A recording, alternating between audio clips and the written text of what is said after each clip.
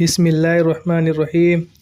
आप सल्लल्लाहु अलैहि वसल्लम ने फरमाया, जब जन्नती जन्नत में और दोजखी दोजख में दाखिल हो जाएंगे, अल्लाह पाक फरमाएगा, जिसके दिल में राई के दाने के बराबर भी ईमान हो, उसको भी दोजख से निकाल लो।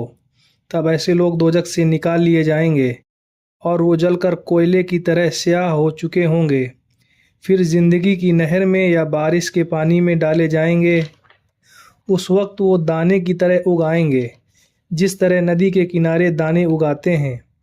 क्या तुमने नहीं देखा कि दाना जर्दी माइल पेंच दर पेंच निकलता है।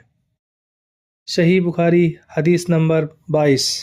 हज़रत मोहम्मद मुस्तफ़ा सल्लल्लाहु अलैहि वसल्लम ने फरमाया कि मैं एक वक्त सो रहा था। मैंने ख्वाब में देखा कि लोग मेरे सामने पेश किए जा रहे हैं और वो कुर्ते पहने हुए हैं।